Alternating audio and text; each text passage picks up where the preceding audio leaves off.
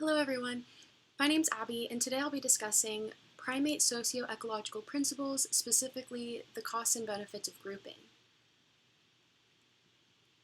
Living in groups is actually pretty uncommon in mammals, so why do we primates do it?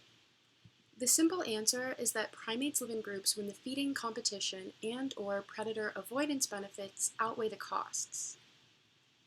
So feeding competition. With more individuals in a group, there are more hungry bodies to feed.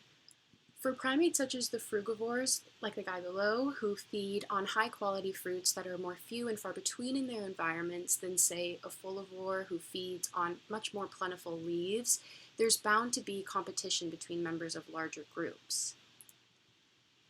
This increased competition can lead to increased day range length, which is the distance the group must travel in a day to find food. Dominance hierarchies also form within these groups, with dominant individuals typically consuming more food than subordinates.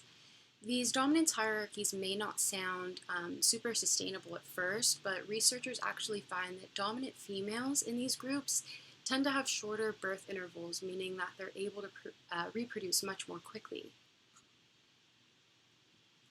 Another reason for group living is predator avoidance.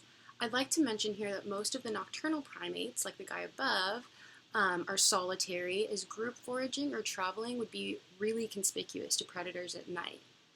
However, this is also true for diurnal or daytime living primates, because essentially the more individuals there are in a group, the more likely at least one of them is going to be detected by a predator.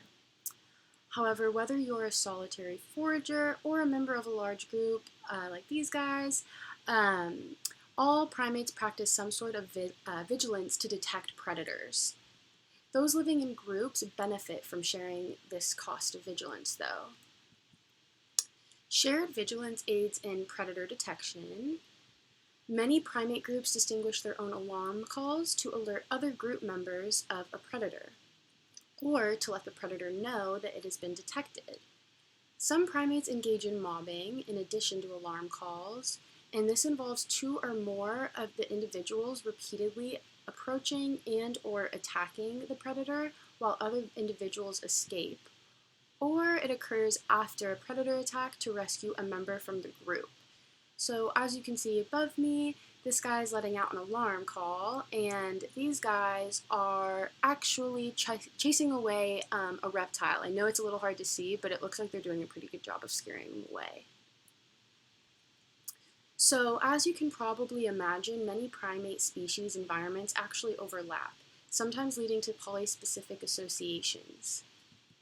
These associations involve two or more species where at least one of those species alters its behavior to maintain the relationship. Polyspecific associations can have both foraging and predator avoidance benefits when polyspecifics have slightly different diets, as they're able to forage in the same areas without increased competition, and sometimes gain access to resources otherwise unavailable to them. Species living in the same environment also become familiar with each other's alarm calls, so polyspecifics also actually end up sharing the responsibility of vigilance. So, in conclusion, primate populations live in groups when most advantageous for the longevity of their population.